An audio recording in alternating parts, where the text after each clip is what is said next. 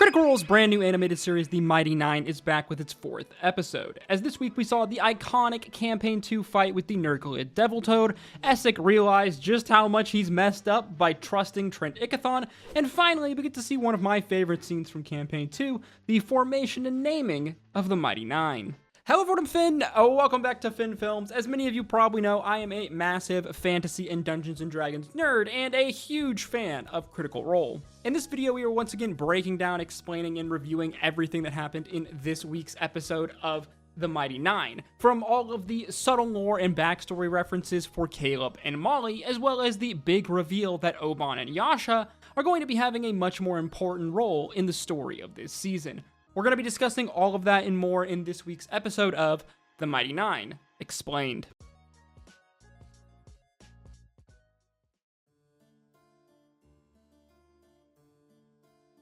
The Mighty Nein Episode 4 opens with our heroes being interrogated by the town guard of Trostenwald, as they have been blamed for the fiasco and the deaths at the carnival at the end of the events of the previous episode. The events of this episode being adapted from episodes 2 and 3 of Critical Role Campaign 2. These interrogation scenes being taken directly from the trailer and are freaking hilarious. You got nothing on me. I didn't even have a weapon. Unless you count these pythons. This is just like a true crime novel. Two hot-headed dicks cranking up the pressure on the perp until she breaks. This is profiling, you racist assholes!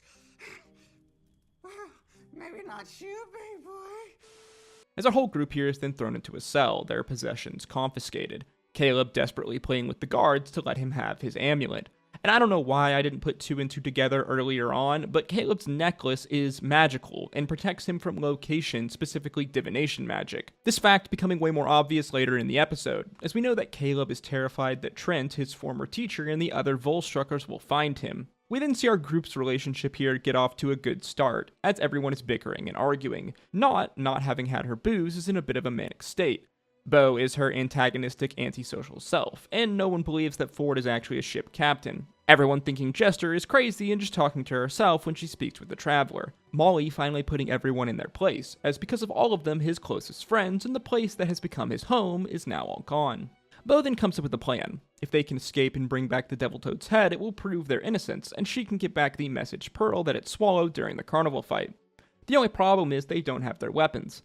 Well, no one but Ford, who then uses his Hexblade powers to summon the Falchion. Over in the Empire, we see Trent and Essek. Essek educating Trent on how the beacon reincarnates the people of the dynasty, that when a consecrated person dies, their soul is then passed into the beacon until a baby is born, this soul then entering the child's body, and throughout this child's life, they will slowly regain the memories of their past lives. Trent then wondering why the soul of his Volstrucker was absorbed by the beacon if he wasn't consecrated. Essek theorizing it was because he was struck by the beacon's explosion, as this then proves to him that the beacon's abilities can be bypassed with science. Essek wanting to take time to study the beacon and come up with a plan, but Trent has other ideas, as Eadwulf and Astrid bring in a bound man, Trent wanting to experiment right away, to Essek's dismay. As we watch Essek activate the beacon with his Dunamancy, Astrid then killing the man as his soul leaves his body, as they are attempting to see if they can usher this soul into the beacon, but we see the magic is taking its toll on Essek as his skin begins tearing away, Essek having to break concentration and deactivate the beacon before the soul can enter. Trent wants to continue the experimentation right away, as he orders another subject be brought in immediately, as Essek begins to realize that his choice to work with Trent might have been the wrong one. As goddamn, I have to give them credit on just how cold, calculating, and absolutely horrible they've made Trent in the animated series. Back in the prison, the Mighty Nein begin their escape plan. Ford using his mask of many faces to look like one of the guards as he shouts for help. The other guard rushing in and opening the door for him, as all she sees is her co-worker trapped in the cell with the prisoners, as Bo then knocks her out. The group then all rush off trying to escape, but Caleb and Not lag behind, as Caleb desperately wants to get his amulet back, but the door to the storeroom is locked. Caleb then reluctantly joining the others without his protection from location. Ford leads them through the barracks, but they come to a dead end, as we hear the other guards begin searching for them behind them. Ford then using his Eldritch Blast to try to open the wall up in a badass kind of animated scene, but we see that the blast barely does anything to the wall, which is hilarious and anticlimactic. As Ford, we know, is still struggling to learn his new powers, as well he is struggling with a bit of a crisis of confidence. Jester then stepping forward and knocking down the rest of the wall with her spiritual weapon Lollipop, as they all go running through the city. We then flash back to Trent and Essek, as we see Essek is reeling from the struggle of performing so many experiments back to back. Trent offering to take over if Essek would teach him how to open the beacon. But Essek has his doubts. Trent then asks Essek about his mother's illness, which we know is called typhros. Essek explaining to him that this is a side effect of many resurrections when memories of past lives begin to bleed into one another, which is exactly what I theorized it might be in my previous video. As we know that if the sickness is discovered, she will be executed and unable to reincarnate again. As we see, Trent is expertly manipulating Essek to give him what he wants, through the man's love of his mother, as Essek reluctantly agrees to teach Trent. Back over at the carnival, we watch the Mighty Nein fan out to search for clues on where the Devil Toad might be, as our parties split up and talk to one another, as we see they're starting to get to know each other, not frantically searching for booze while Jester talks to her about the Traveler, not thinking the Traveler is just Jester's imaginary friend, as we see Jester is kind of having a bit of a crisis of faith about the Traveler and why he seemingly has left her alone. Jester telling Nott that regardless of what she thinks, she is beautiful, this being a bit of a teaser again to Nott's backstory. Jester coming up with a hilarious plan to make the Traveler jealous by befriending Nott, and then he will hopefully appear again. But again, we see that the fact that the Traveler has left her is definitely bothering Jester. We watch Molly walk through the carnival as he stumbles upon Gustav's twin scimitars as he picks them up, putting them on his hip. As I mentioned in my previous video over episode 3, we know Molly wields twin scimitars in the campaign, and this is how he gets them in the animated series, and I think this is a really cool narrative change. Caleb begins collecting the juice of the Lumino Beetles to use for his fire magic, as Ford peppers him with questions about magic in the Solstice Academy. Caleb saying that this is a great school, but the teachers are another story. This again being a teaser to Caleb's youth and his traumatic, tragic backstory. Bo continues to search as Ford then asks her who she is, Bo saying she is a Cobalt Soul monk. Caleb chiming in with a little bit of lore dump about the soul, that they are librarian spies, and the soul was formed in Wildmount over 800 years ago during the Divergence, the monks claiming neutrality and seeking to preserve knowledge as they follow the teachings of the knowing Mistress Ayun. Molly then finds the toad's blood, as we watch him taste it, activating his blood punter powers, as he sees the trail going off into the woods. Molly not really knowing how he is able to use these powers or where they came from, as this kind of lack of knowledge of his own abilities connects him to Ford. We flash back over to Trent, who we see is beginning to channel the powers of the beacon, as we watch him begin lifting objects around the room with the Dunamancy gravity effects. Trent wanting to push the power to the limit as Essek, Astrid, and Aelwulf all get flung to the ceiling. The beacon then erupting with power, flinging Trent off of it as everything collapses to the ground. Essek in anger realizing that this was a mistake to work with Trent, as Trent realizes the beacon is no religious relic, it is a weapon of great power. Essek then summoning his magic threateningly, but he realizes that between Trent, Astrid, and Aelwulf, there's really nothing he can do here. As Trent commands them to show Essek out, that they will continue with their experiments tomorrow. Trent calling Essek a crick, a slur term used by members of the dynasty for the Kryn people, as Essek again realizes the big mistake he has made in trusting Trent. We see the Mighty Nein pushing on through the swampy jungle, Bo getting angry at how amateurish everyone else is except for her. Ford telling her that a softer touch goes a long way, as this is kind of the beginning of this arc between Bo and Ford, where Ford tries to help Bo become more, well, sociable. As they then see Toya emerge from the mouth of a cave, but something is wrong, as she quickly fades back inside, not wanting to push in to save this child who is in need of their help, as some banger music hits, as we watch the group then push deep into the cave. Here they come across Toya again, as we see that her eyes are blank, as the Devil Toad emerges behind her, the creature then speaking through Toya, saying that he doesn't belong here on this plane. The creature also saying that he is all that keeps this child alive, so if they strike him down, the child will die too, as the group then engage in combat, Ford channeling his warlock powers, severing the creature's tongue, freeing the girl, as Nott and Jester then grab her, carrying her out of the cave. Molly then slicing his chest as his blades then erupt in frost, this being his Blood Hunter powers. Jester then attempting to heal Toya with her cleric abilities that are gifted to her by the Traveler. This display of magic very much confirming that the Traveler in some kind of form is real. Inside the cave, the fight rages on as Caleb attempts to use his fire magic, the others finally giving him an opening as the bolt of flame strikes the toad, Molly then following up as he stabs the creature in the head, its body then being covered in frost as it dies. Outside, we see that Jester's magic has healed Toya's wound, but the girl has still passed on, as Nott cries. Caleb believing that Toya was already gone long before they got here. Back in Trostenwall, we see the Volstrucker arrive at the barracks as she makes her way inside, as we know she is looking for Bo. Bo, meanwhile, manages to collect the orb from the toad's body, as Molly stumbles upon a rift to another plane of existence deep within the cave. Molly having a memory of a similar rift, but he feels as though this memory doesn't belong to him, this being another teaser of Mollymock's mysterious backstory and his former life as Lucian. Molly and Caleb then theorize that this creature was trying to return to its own world, as the creature we know was a Nurglid, a type of devil, but neither Molly nor Caleb know who opened this rift, this being a little teaser to the fiend Obann, who has ties to Yasha, and we know from Campaign 2 that Obann, this fiend, is opening portals to the Abyss all across Wildmount, this being a kind of narrative throughline and a change here that is made for the story of the animated series. Outside, Bo and Caleb are preparing a funeral pyre for Toya, as we see Bo has softened up a little, as she talks about the great many books at the Cobalt Soul Archive, Caleb saying that she will have to give him a tour of it sometime. As Caleb goes to light the funeral pyre, suddenly he is struck with a memory of his traumatic past, of the fire he set as a youth at the behest of his master Trent, this fire killing both of his parents. As Caleb then passes the torch to Ford, who lights the pyre.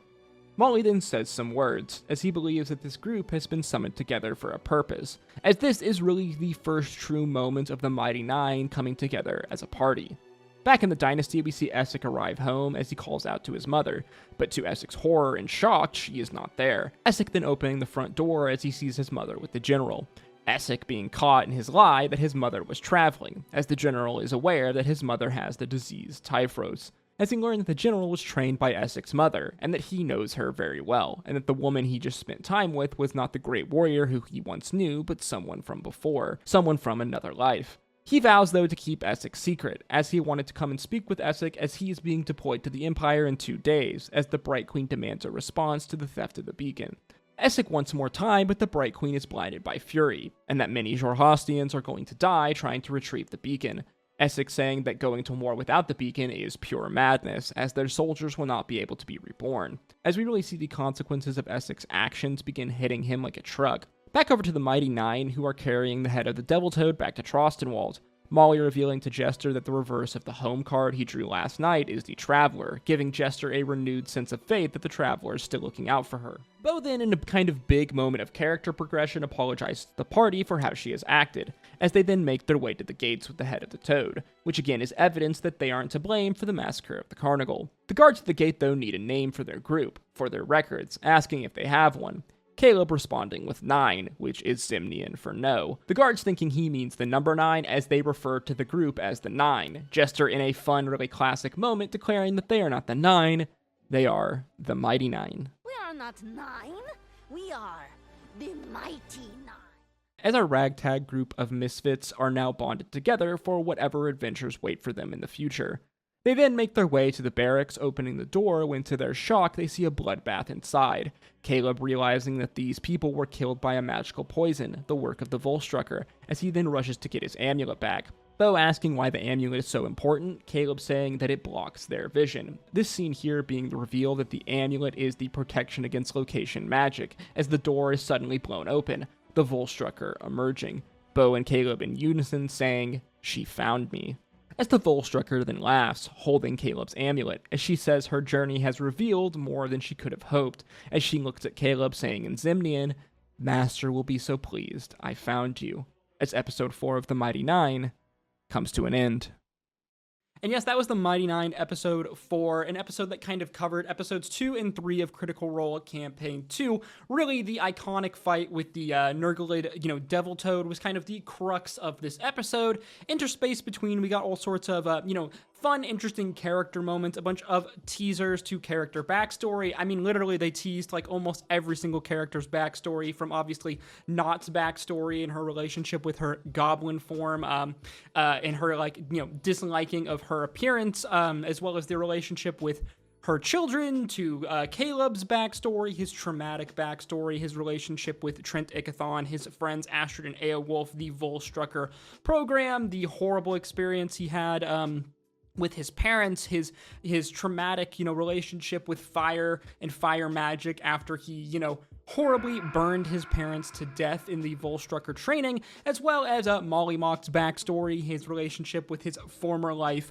Lucian, his blood hunter powers. I really love what they're doing with Molly's character, I think, here, and Molly's backstory specifically. It's obviously Molly, out of all of the Campaign 2 characters, maybe minus Yasha, is probably going to have some of the biggest changes probably for the animated series, as obviously Molly's story is much more kind of long-term compared to everybody else's stories in relation to Campaign 2. So I imagine they're going to be doing some changes. Obviously, they already are, to give us more teasers about the nature of Molly's backstory, his former life, as Lucian, the Eyes of Nine, the Somnovan, all of that together. I imagine they're going to be teasing that out a lot more throughout, the first couple of seasons of the Mighty Nein. One of the more interesting kind of changes they've done here, though, for like the story of the Mighty Nein for this season is the change to Yasha's story, and specifically the inclusion of Obann, the relationship between Obann and Yasha, and how they're kind of interweaving this with, the kind of early story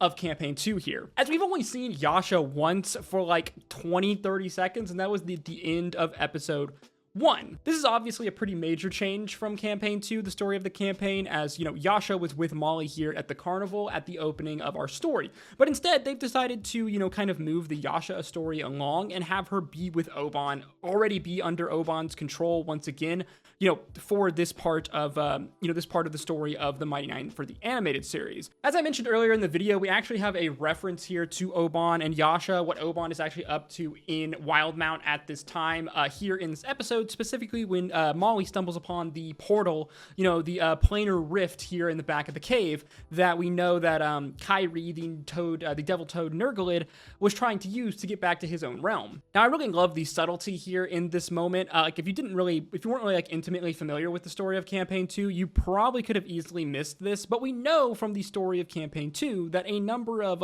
rifts to the abyssal plane start opening up around Wildmount, especially in Xhorhas, and we know that this is the work of Obann, the fiend, the demon Obann, who is also the one that is controlling Yasha. And they really make this kind of teaser and like through line that Obann is actually the one who opened this rift here outside of Trostenwald, apparent by the fact that, Molly straight up says, I have no idea who or what opened this portal. This, to me, I think very much being foreshadowing and teasing that it was actually, the demon fiend Obann that opened this portal. It's going to be really interesting to see what they're actually doing with the Yasha story here. Again, we know that Yasha is currently under the control of Obann at this time in our story, but eventually Yasha is going to have to link up with the party in some form or fashion. We have no idea when that is or how they're actually going to do that, so I'm really curious to see what all changes they're doing with the Yasha story to get her into the party, how they're going to explain her relationship with Obann, what exactly they're doing here with the Yasha story. I'm very curious to see.